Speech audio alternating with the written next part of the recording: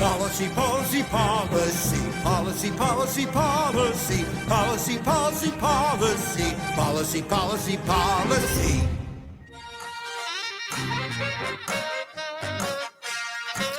Well, hi, everybody, and welcome to the Joe Citizen Show. This is Roger Homefield, and I am Joe Citizen, but we're all Joe Citizen. We have a very, very important show today. But first, I want to give you some backstory. In 2004, when a young man overseas named Nick Berg had his head cut off because he was a Christian, I had to take some action. So I knocked at the door of the local mosque in Pembroke Pines and was greeted by the imam. I had many questions, none of which to this day have ever been asked by anyone in our media. Oh, just little things like, is the American Muslim community pro-American and happy to be here? Will they help us fend off terrorists?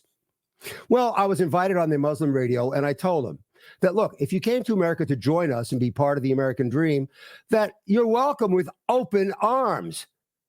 But if you came here to change us and have a preconceived hatred of our citizens because they're Christians and Jews, well, then that would be invasion and not immigration, and that they should just pack their Sharia and get out.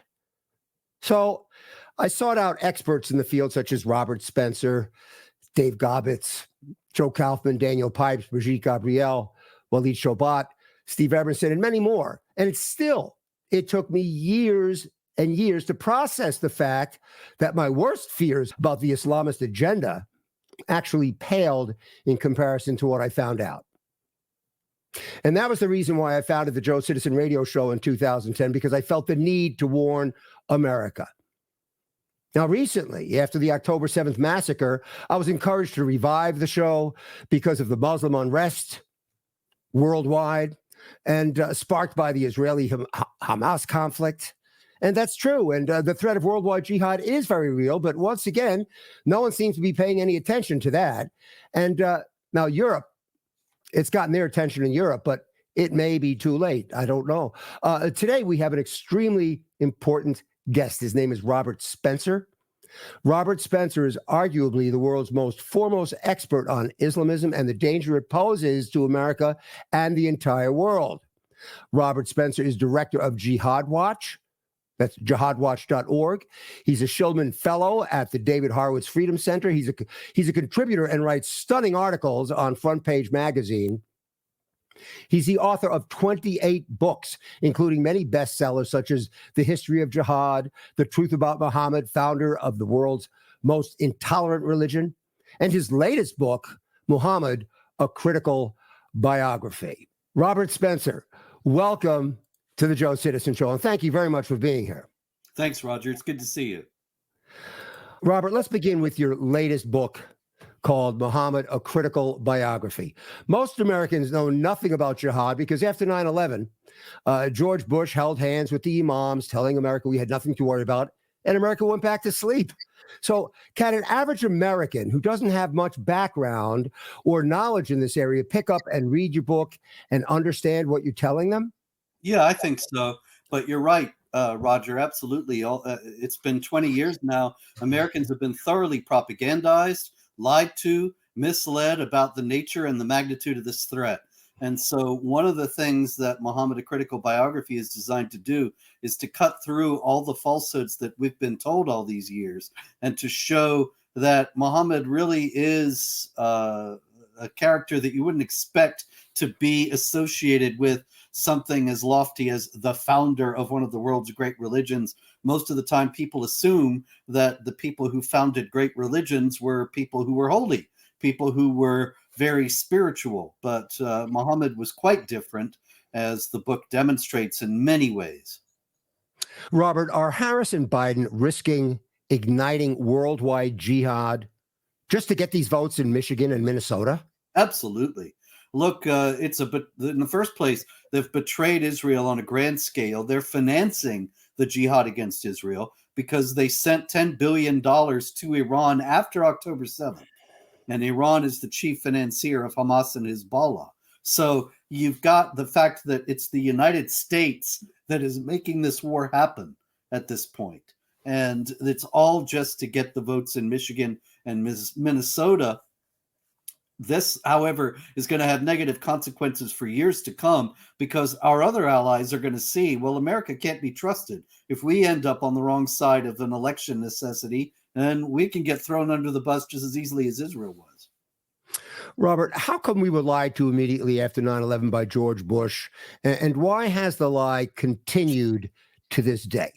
The immediate explanation is that he gave at the time was that we would have to go to war with the entire Islamic world if we spoke honestly about this threat. As a matter of fact, I remember I gave a speech in New York City around that time, and there was a Wall Street Journal editor in the audience. And I later heard that this Wall Street Journal editor had gone back to the Journal and said, hey, this guy made a lot of sense. We should feature him. And another Wall Street Journal editor said, we can't talk about that. If we talk about that, we'll end up with a war with the whole Islamic world. And that's, I think, what George W. Bush and his people were thinking at the time. But it seems to me that it was wrong from the start, because in the first place, nobody knows the jihad ideology better than the Islamic countries that we're allied with. They deal with jihadis as well. They know what they're all about. And George W. Bush did not have to put himself into that position at all. He did not have to even discuss whether they were genuinely following Islam or not. Just said that they say they're doing this for Islam. They say they're Islamic jihadis, and we're going to fight everybody who says this. The Muslim countries that were allied with the U.S. would have understood this, because they were fighting them as well. But it was because of that that any honest discussion of this issue was ultimately shut down. Robert, is it an over-the-top statement to say that basically we've been walking on eggshells and, pardon my language, kissing their ass ever since 9/11? No, it's absolutely true.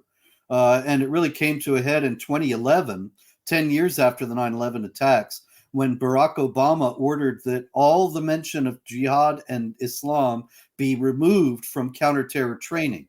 And it was this walking on eggshells by its very definition, that in order not to offend our alleged Muslim allies, we would not talk about the motivating ideology behind jihad terrorism, which only means we're going to get more of it, because you can't defeat an enemy you refuse to understand. Actually, one of the reasons why the Obama administration issued the order in regard to removing all mention of Islam and jihad from counterterror training was because the year before I spoke in a military base, and the colonel who was in charge of the base called me in, and he said, we're so glad to have you here, and we're eager to hear what you have to say, but don't tell anybody you were here. Oh, and so there were a couple of other officers who thought that was terrible, as I did also, that we were kowtowing to these people who were deciding who could speak and who could not on military bases. And so we actually did publicize that I was there. And then the Council on American Islamic Relations, which is connected to Hamas, they and a lot of other groups wrote to the White House demanding that I be fired from training FBI and the military, and that all mention of Islam and jihad be removed, and they immediately complied. You know, folks, backpedaling from bullies never works. And make no mistake here, we're not the bullies. The Islamists are the bullies, and we've been doing the backpedaling. David Gobbets and other experts as well have told me that despite the resistance to Islam that we are now finally seeing in Europe, that it's too little, it's too late, and they will become Muslim countries under Sharia law. So is it true, for starters, that countries in Europe are deporting Muslims and are closing mosques with terror ties? And is it too little and too late for them? It's very much too little, and it may be too late, but I don't like to say that it is too late, because history is full of surprises, and we don't know how things could turn around. But right now, the deportations that we're talking about are an imam here, an imam there, who was found to be preaching something that's offensive to the governments in those countries, in France, in Netherlands, Belgium, and so on. Now, that's great, but one imam, two imams, three imams, that's not going to solve your problem. And these authorities are still so clueless that they probably think that the imams they're deporting are the problem. In other words, they don't realize that when they're teaching hatred of Jews or teaching jihad against infidels or teaching that you can beat disobedient women or something like that, that's not extremist Islam. That's the real thing. It's mainstream. And so the people they're deporting are not any worse than the people they're not deporting, but they don't realize that yet. And maybe they will realize that at some point and start some real deportations of larger groups of people who obviously refuse to accept the laws of the land that they're in, but they're not even close to that yet. What about Geert Wilders? Will he be able to save the Netherlands, and or are they all in the same boat? Well, I'm certainly glad that he is in a position of power in the Netherlands, although it's not a good sign that he was prevented from being prime minister, that the members of he was only able to assemble a coalition if he was not the one in charge. And so that's not a positive sign right there. But it's certainly the Netherlands is better off with him there than without. Whether he'll be able to do enough to turn the tide, that remains to be seen. Now, Dave Gobbett says that the Western civilization could save itself, but it can't save itself for the simple reason that Western civilization cannot bring itself to categorize Islam along with Nazism and the KKK. Your reaction? Yeah, well, that's a big problem. If it were not a religion, we wouldn't have this problem. That we have the freedom of religion in the United States in the First Amendment, and so a lot of people think that we cannot do anything about Islam because of that. And that has been taken to dangerous extremes. For example, there was recently a case in Michigan where a couple of doctors who were performing female genital mutilation were put on trial. And the trial was abruptly stopped when the judge dismissed the case, saying, look, this is part of their religion. And so it would be infringing upon their freedom of religion to pursue this case. I don't think that the founding fathers envisioned the freedom of religion as a license to break other laws or to subvert the society and ultimately transform it into a society ruled by Islamic law. And so I don't think that that just saying, oh, they have the freedom of religion should be the end of the story. We should say, you certainly have the freedom of religion, but not the freedom to break any other existing laws of the United States, including ones involving sedition and subversion. And we ought to be prosecuting Muslims on that basis and on the basis of practicing polygamy and other things that authorities turn a blind eye to right now, FGM being one of them, because they're afraid of trampling upon their freedom of religion. Years ago, there was a case in Pennsylvania. It was Halloween, and a man was wearing a mask that a Muslim found offensive. I guess it was a mask of a terrorist or something like that. And he punched the man in the face. Well, they went to court, and he was an example of our courts starting to mimic Sharia courts. And exactly the way you had just said before, Mr. Spencer, the judge said, well, in his culture, that's insulting, and therefore I'm not going to prosecute him. So, Robert, I called the state of Pennsylvania. I called the Justice Department. I called the police department. I called as high up as I could go. And I said, listen, I just converted to Islam. I'm going to be driving through the fine Commonwealth of Pennsylvania. And I just want to know, if anybody insults me, is it okay if I knock them on their rear end because I'm insulted as a Muslim? And Robert, I kid you not, I couldn't get a simple no. Mm-hmm. I couldn't get a simple, are you a wise guy? Or of course you can't do that. Or Robert, I'm going to tell you, I'm not exaggerating. When I was on the phone hanging on for 20, 25 minutes as they went from one department to the other, trying to get the answer. This is insanity, ladies and gentlemen. It's the United States. We should have American courts. Now, teaching while Muslim. I got to talk to you about this group. It's a teachers group, and it's a cultural jihadist group in New Jersey. And this got me so upset, Robert, because this is why we're going to lose our country. This example here, there was a school quiz, and one of the answer to the question was ISIS. Well, what happens? Teaching while Muslim gets a hold of the Board of Education there, and the superintendent of schools, he just completely caved and he apologized. He went apoplectic. What he said he was going to do was he was going to go after the software program that generated the question. So in other words, his answer to the problem, Robert, was that he was going to do away with the source of the question, meaning that kids in America, I guess, won't be able to have any questions. They won't be able to learn about terrorism and who our enemies are. Yeah, the case involved a test question that said that ISIS was a terrorist group. And so now that's not even allowed. It used to be a few years ago, you could say, yes, ISIS is a terrorist group, but it's not Islamic. And there were all sorts of articles all over the establishment media insisting that ISIS was not Islamic, which is ridiculous. It's deeply Islamic. But now you can't say even that ISIS is a terrorist group because it's made up of Muslims. And it's very, very important. Job one in the educational system, as well as in the wider culture, is don't offend Muslims.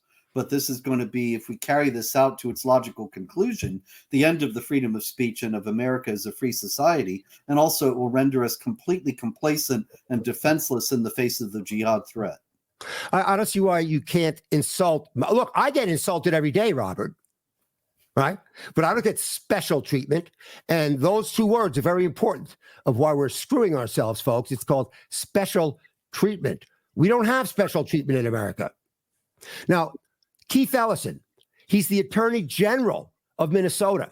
He's also, in my estimation, a cultural jihadist. He sabotaged the Pete King hearings on radical Islam in America. In Minneapolis, they are blaring the call to prayer 5 times a day for all the city to hear on speakers.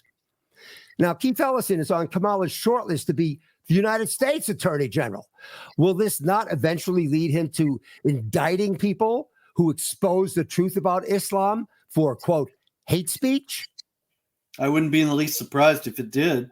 Hate speech, as a matter of fact, the whole concept was invented by people like Keith Ellison in order to have a weapon to use to silence people who say things they don't like. Hate speech, actually, it ought to be a concept that's completely rejected in the United States because of the First Amendment and its protection for the freedom of speech. There is no exception in the freedom of speech for speech that somebody thinks is hateful. And the problem is, who decides what's hateful? When I say that Islam is violent and supremacist and aggressive and authoritarian, I can back that all up from the Quran and from the teachings of Muhammad. But if Keith Ellison heard me, he would say, and he has said, that I'm Islamophobic and full of hate speech, and thus he would say I have to be silenced. So what they want to do is silence the truth and accuracy because they want to allow the jihadis to be able to advance unimpeded and unopposed. So if you have jihadis blowing stuff up and killing people, and then you like them, you silence people like Spencer who say, hey, look, the jihadis are blowing things up and killing people, and then the jihadis can do it and nobody dares say anything. So that's the world Keith Ellison, who is a Muslim himself, wants us to have. And the left has been very skillful in popularizing this idea of hate speech, that there is something that is called hate speech that does not have First Amendment protection. And the idea is really just that it's a tool that leftists like Ellison can use to silence speech they don't like. And that's how it will be used in the Kamala Harris administration. Folks, it's very, very important to understand that within Islam, you're not allowed to criticize Islam. And if you criticize Islam, it doesn't matter if it's true or not. If it insults Islam, it's hate speech. Robert, how could such a small population actually take control of the United States government? And how close are they to actually achieving this? Well, it's a small population, but everywhere that Muslims go, they seek political power because political power is intrinsic to Islam. And so while it's a small population, it's got outsized influence already in the US government and in state governments and local governments because they seek electoral office and also seek appointments within the staffs of elected officials. And so you've got Joe Biden, who promised during the 2020 campaign that he would appoint Muslims at every level of his administration, and he did so. And the people he appointed were Muslim Brotherhood linked operatives, because those were the people he was talking to. And of course, he doesn't have a clue. And the people running it, they either don't have a clue themselves, or they are on the side of the jihadis. So you have that. You have the Congresswoman Tlaib and Ilhan Omar, who threaten Biden and now Harris on the basis of losing Michigan and Minnesota. And it's true. Muslims could make a difference because they vote in 100% bloc. They could make the difference between Trump and Harris in Michigan and Minnesota. And they've positioned themselves in exactly that way, and will be working to do so in other states as well. So this is just an essential aspect of Islam, that Muslims will seek political power. And because nobody has been paying attention in the United States, except to think that it's Islamophobic to point out that there might be a problem with this, the initiative is well advanced now and has been going on for a couple of decades.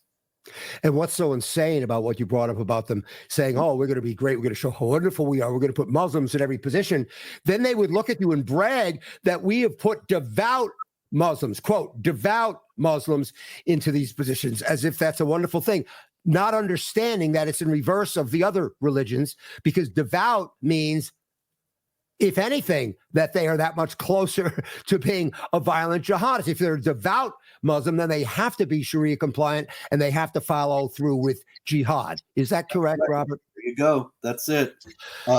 We have people like Hadi Yammer, who is the chief negotiator for the Biden administration between Israel and the Palestinians.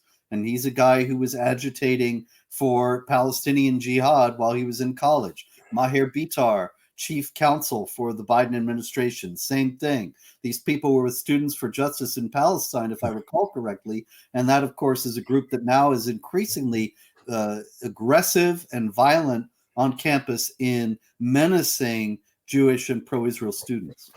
Robert, some of the experts have said that America can still save herself if we'd be willing to outlaw Sharia law, which would effectively close Sharia-compliant mosques and schools. Is this how we can save America, or is there another way? Don't we have a defense mechanism against an ideology whose ultimate goals is to overthrow the government? We don't have a defense mechanism against this, because there's never been anything like this before. Even the communists were open about the subversion and wanting to replace the U.S. government with a Marxist government, whereas the Sharia people have not been so forthcoming. And so the jury is really out. It hasn't been settled as to whether the laws governing subversion could even be applied to Sharia, pro-Sharia groups. There were initiatives in the states, in several states, about 10 or 15 years ago to outlaw Sharia. And they were vehemently opposed by groups like the Council on American Islamic Relations, who successfully stopped them in several states, saying it was Islamophobic and unnecessary anyway, because Sharia was just a private matter, which of course was false. And so those initiatives need to be revived and the whole thing revisited, because Sharia actually is incompatible with constitutional law. But right now, even just saying that has been so stigmatized that nobody even dares to go there. Robert, let me ask you this. I've been saying this for a while, and I want you to correct me if I'm wrong. Where I've been saying that eventually there can only be three outcomes. One, we submit to Islam. Two, we defeat Islam. Or three, Islam undergoes a reformation for 21st century consumption, but they won't reform. So my question is, can Islam ever have peace with the rest of the world? Well, no, the Quran says fight them until persecution is no more and religion is all for Allah. That's chapter 8, verse 39 of the Quran. And so if you're fighting them until persecution is no more, then okay, you're defending yourself against persecution. Nobody would really argue with that. But then it goes on, and religion is all for Allah. If you're going to fight the unbelievers until religion is all for Allah, that means that you and I might be minding our own business and not bothering anybody. But if our religion is not all for Allah, then there are going to be some Muslims who think they need to fight us. And there will always, as long as there are believers in the Quran and Muhammad, there will always be Muslims who will be waging jihad. Robert, I want to ask you another big question, but first, I just want you to just correct me if I'm wrong on this, because the last thing I want to do is spout misinformation. But I've been saying this for years, that jihad did not start or end on 9/11, and their only ultimate goal is to have a one-world Islamic country under Sharia law. The 9/11 terrorists, they were not poor. They weren't uneducated, crazy, nor did they pervert or hijack Islam. Rather, the opposite. They followed Islam. Yeah, Correct so far? all true. Now, Islam has done nothing, zero, to change any of its dynamics, which caused 9/11. Mhm.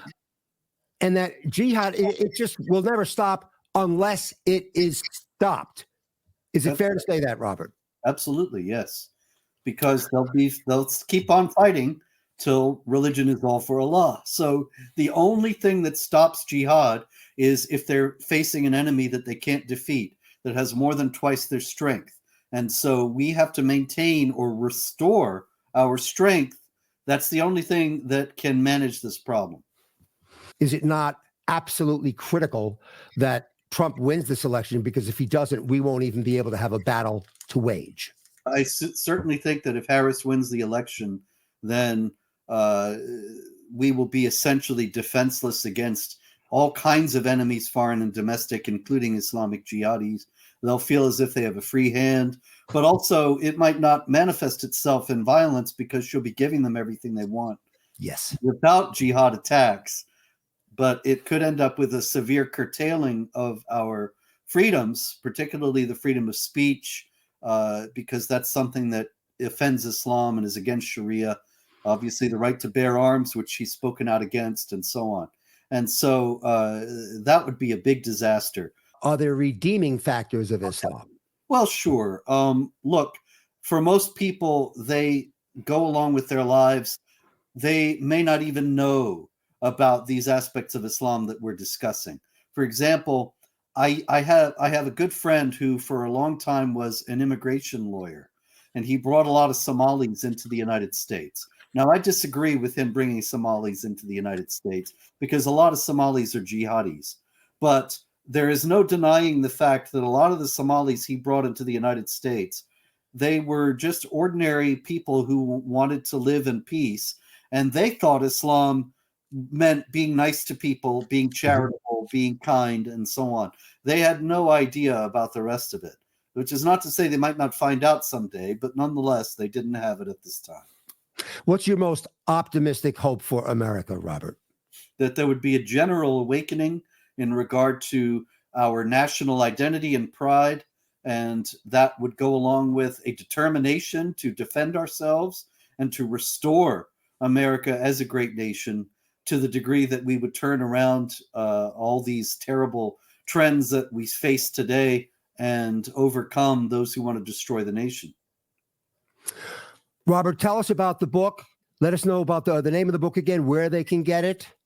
Yeah, Muhammad, A Critical Biography, tells you the story of Muhammad, which is worse than you think, and looks into whether it's historically accurate or not. And actually, it's not. He's mostly a made-up figure, but made up by warlords in order to perpetuate war and aggression. So it's bad either way. But in any case, it's available at Amazon.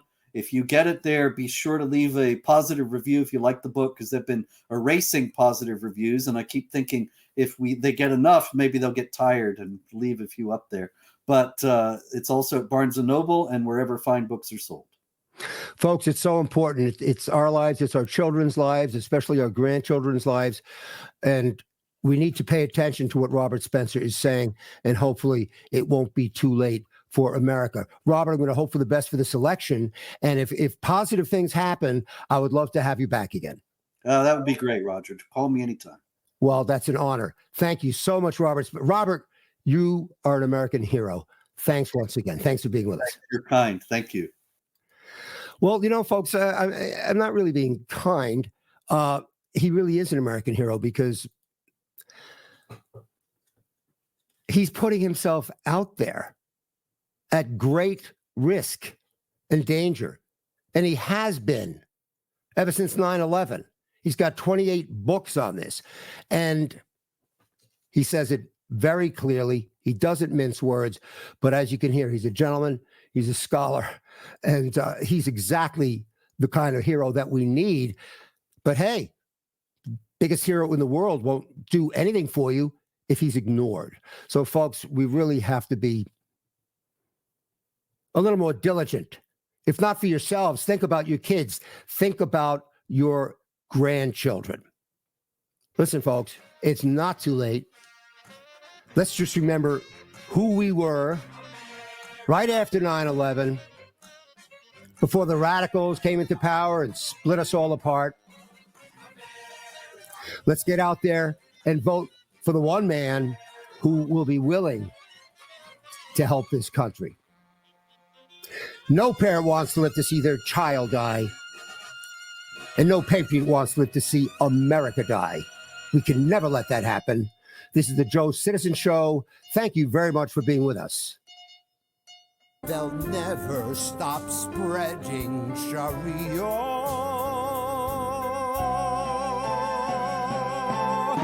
The most dangerous sound I've ever heard. Sharia.